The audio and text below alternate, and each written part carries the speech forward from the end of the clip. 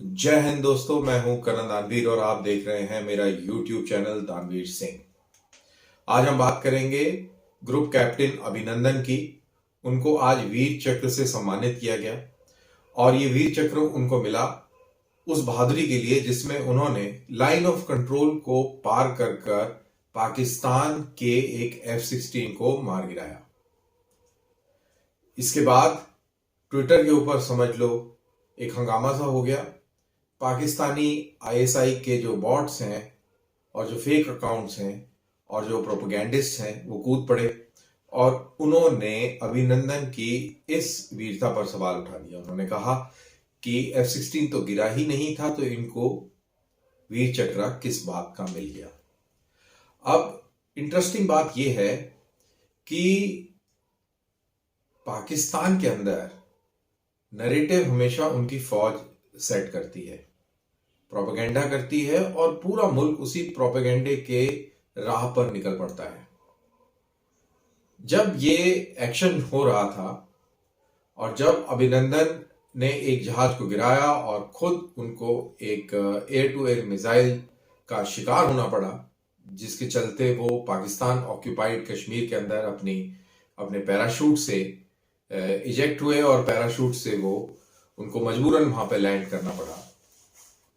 आसिफ गफूर जो उनके DG ISPR थे, उन्होंने तुरंत ट्वीट कर दिया कि 2 भारतीय पायलट्स को पकड़ लिया गया है और 2 भारतीय जहाजों को मार गिरा दिया है।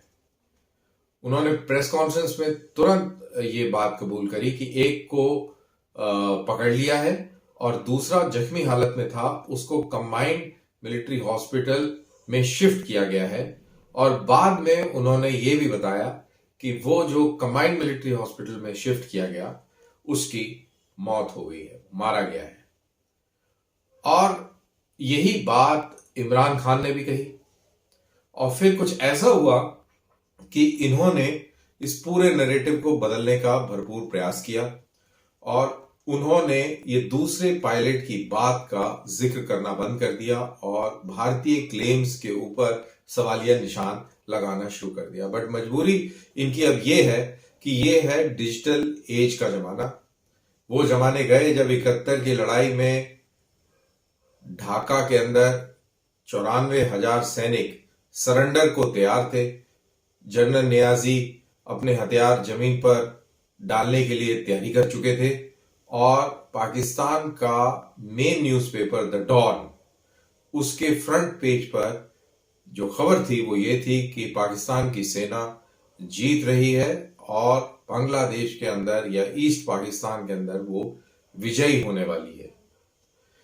लेकिन पुरानी आदतें बदली नहीं होती और उन्हीं आदतों का नमूना DG ISPR general Asif Ghafoor ने देने का प्रयास किया। लेकिन डिजिटल प्रिंट एक ऐसा फुटप्रिंट है जो कि मिटता नहीं है, वो हमेशा कायम रहता है। और ऐसे कई सारे वीडियोस आए जो कि पाकिस्तान ऑक्यूपाइड कश्मीर से वहीं के लोगों ने शूट किए, जिसमें 2 जहाज एरियल कॉम्बैट में दिख रहे हैं। वो पुरानी, अगर आप इंटरनेट गूगल पे देखें तो वो तस्वीरें आपको मिल जाएंगी, वो शायद वीडियो भी मिल जाए अगर पाकिस्तान ने उनको डिलीट ना करवाया हो। लेकिन बहरहाल आपको कई सारे ऐसे लेख मिल जाएंगे जिसमें उन वीडियोस के स्क्रीनशॉट हैं, जिसके अंदर 2 जहाज एक सर्कुलर मूवमेंट करते नजर आ रहे हैं। उनको जमीन से कॉन्ट्रेल्स के जरिए, अब कॉन्ट्रेल्स वो होता है अगर आप आसमान में सर्दियों में खास तौर से ऊपर देखें और कोई जहाज बहुत ऊंचाई पर गुजरता है तो एक धुएं की लंबी लाइन बनाता चले जाता है, जिसको कॉन्ट्रेल बोलते हैं। और ऐसी तस्वीरें, जैसा मैंने कहा, कि वो मौजूद हैं जिसके अंदर 2 जहाज एक सर्कुलर मूवमेंट में, एक आगे है और एक उसका पीछा कर रहा है और दोनों जहाज कॉन्ट्रेल्स छोड़ रहे हैं। फिर ऐसी तस्वीर भी है जिसके अंदर एक जहाज जो है वो ब्लास्ट होता है और उसका जो पूरा जो फ्यूल है वो एकदम से बर्स्ट होता है और सफेद स्मोक का एक एक एक आकार बनता है जो कि लंबा है।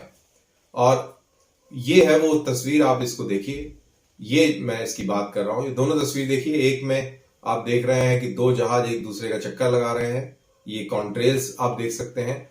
और ये दूसरी तस्वीर है जिसके अंदर आप ये देख रहे हैं, जो मैं ये बात कह रहा हूं कि जब पाकिस्तानी जहाज को अभिनंदन की मिसाइल लगी तो ये एक खाका आसमान के अंदर बना। ये खाका पाकिस्तानी जहाज के फ्यूल टैंक में के ब्लास्ट होने से इस तरीके का खाका बना। टेम्परेचर उस समय वहां पर 2 डिग्री का था, ठंड का सा माहौल मौसम था, और उसकी वजह से कुछ कंडेंसेशन और कुछ हवाई प्रेशर के चलते इस तरीके का आकार और इस तरीके का स्मोक जनरेट हुआ। अब आगे चल के जब पूरे रेडार्स जो हमारे पास एवेक्स है और अलग अलग रेडार्स हैं, जब उनके रिकॉर्ड्स को चेक किया तो उसमें बिल्कुल टाइम पर टाइम क्लियरली ये इंडिकेट हो रहा है कि अभिनंदन का जहाज 10:22 पे कहां था, 10:23 पे कहां था, और कितने मिनट और कितने सेकंड पर जो एक जहाज पाकिस्तान का दिख रहा था वो अचानक से गायब हो जाता है। अगर आपको आपने जाहिर है मूवीज कई देखी होंगी, एक्चुअल में तो शायद बहुत कम लोगों ने देखा हो कि रडार का जो स्क्रीन होता है, अगर उसके अंदर कोई जहाज, स्पेशली दुश्मन का जहाज अगर नजर आता है और वो दुश्मन का जहाज हमारी सीमा में नजर आता है तो वो ब्लिप करता है, और ब्लिप करता है, साउंड बीप भी देता है, और वो कांस्टेंट उसको मॉनिटर करता है, हाईलाइट करता है। और जब जैसा कि इस केस में जैसे ही उसको उड़ाया गया तैसे वो ब्लिप गायब हो गई। तो ये एविडेंस है। और आखिरी में एक और बड़ा एविडेंस जो है वो है एमरैम का। जो मिसाइल जो रिकवर हुई इंडियन इलाके में वो एमरैम थी, और ये एमरैम सिर्फ F-16 और सिर्फ F-16 ही फायर कर सकता है। तो उससे DGISPR आसिफ गफूर का ये क्लेम कि F-16 ने हिस्सा ही नहीं लिया इस ऑपरेशन के अंदर, वो बिल्कुल गलत साबित हुआ। और इन्होंने बड़ा प्रयास किया, किसी अमेरिकी जर्नलिस्ट के थ्रू भी एक रिपोर्ट इन्होंने नरेटिव बनाने के लिए मीडिया में डाली, लेकिन unfortunately government of United states of America उसने उस रिपोर्ट के ऊपर कोई भी कमेंट करने से इनकार कर दिया। तो ये थी कहानी अभिनंदन की, और अभिनंदन के बाद उसकी कंट्रोवर्सी की। लेकिन जब भारत के अंदर कोई सम्मान दिया जाता है इस तरीके से, स्पेशली जो हाई प्रोफाइल हो, तो उसकी बहुत गहराई के अंदर इन्वेस्टिगेशन होता है, तफ्तीश होती है, और जब 100% आपको भरोसा हो जाए कि ये ही असलियत और हकीकत है, तभी आप इस तरीके का क्लेम करते हैं जिसके इंटरनेशनल रेमिफिकेशंस हैं, और तभी आप एक योद्धा को अवार्ड भी देते हैं। अगर 0.1% भी अगर शक व शुबा होता तो भारत के अंदर कभी भी ऐसे फेक अवार्ड्स नहीं दिए जाते। अब जहां तक MiG-21 का सवाल है, इसके बारे में भी थोड़ा बता दें। ये 1955 में इसने पहली बार फ्लाइट करी थी। सेकेंड जनरेशन फाइटर जेट था, इंटरसेप्टर था, और भारत के अंदर 1963 में इसने प्रवेश कर लिया था। भारतीय वायुसेना के अंदर 1965 की जंग में भी ये मौजूद था, लेकिन कम तादाद में और कम ट्रेनिंग होने की वजह से बहुत ही लिमिटेड रोल इस एयरक्राफ्ट ने 1965 की जंग में अपना किरदार निभाया। लेकिन 1971 की जंग में इसने बहुत बेहतरीन किरदार निभाया और पाकिस्तान की एयरफोर्स के ऊपर एयर सुपीरियरिटी कायम करने में बहुत अहम रोल अदा किया। अब F-16 जो है, जो पाकिस्तान के अंदर जो मार गिराए गए, ये तकरीबन 4th जनरेशन एयरक्राफ्ट थे, और ये बहुत बड़ा एक तरीके से आप कह लीजिए कि ये एक चमत्कार था कि एक 2nd जनरेशन फाइटर एयरक्राफ्ट ने एक 3rd to 4th generation fighter aircraft को मार गिराया। ये उसी तरीके से है कि अगर एक मर्सिडीज को मारुति 800 हरा दे। तो ये थी कहानी, और इसीलिए ये एक बहुत बड़ा शौर्य का काम था। जो अभिनंदन ने किया। और इंसिडेंटली मेरी अभिनंदन के जो को साथी थे उस एक्शन के अंदर, उनसे मेरी बातचीत हुई। वो भी मिग 21 के फाइटर पायलट हैं। और दिलचस्पी से वो एक मुस्लिम है। और मैंने उनसे जब बात करी तो मैंने उस टाइम जब भी कभी बात करी थी 1-2 साल पहले, तो मैंने वो ट्वीट भी किया था। ट्वीट ढूंढने की कोशिश करी, फिर मेरे को मिला नहीं, काफी लंबी चौड़ी स्क्रॉलिंग करनी थी। लेकिन उन्होंने मेरे को बताया कि अभिनंदन एक कॉम्बैट फाइटर कॉम्बैट इंस्ट्रक्टर हैं और बहुत ही जोश वाले इंसान हैं। और एक फितरत होती है, उन्होंने बताया कि फाइटर पायलट की एक ट्रेनिंग के अंदर, और उसका एक सेकंड नेचर होता है कि जब उसके रडार पर दुश्मन का जहाज लॉक हो जाता है तो फिर उसको कुछ सूझता नहीं है, कुछ समझ में नहीं आता। वो सिर्फ और सिर्फ अपने मुद्दे पर अटैच हो जाता है और उसको एग्रेसिवली परस्यू करता है, जो कि अभिनंदन ने किया। और अभिनंदन के साथ में ड्रॉबैक ये था कि जो एयर टू एयर मिसाइल अभिनंदन के जहाज पर थी उसकी रेंज काफी कम थी। इस वजह से उनको काफी नजदीक आकर उसको लॉन्च करना पड़ा। और वहीं अभिनंदन को जिस मिसाइल ने मार गिराया अभिनंदन के जहाज को, उसकी range beyond the visual range थी। तकरीबन 70-80 किलोमीटर की रेंज का ये मिसाइल था, जिसको मंगला डैम के ऊपर से फायर किया गया। और ये नौशेरा और रजौरी के इलाके में जहां पर ये उड़ रहे थे अभिनंदन, वहां पे आके इसने हिट किया और मजबूरन इनको पाकिस्तान ऑक्यूपाइड कश्मीर में लैंड करना पड़ा।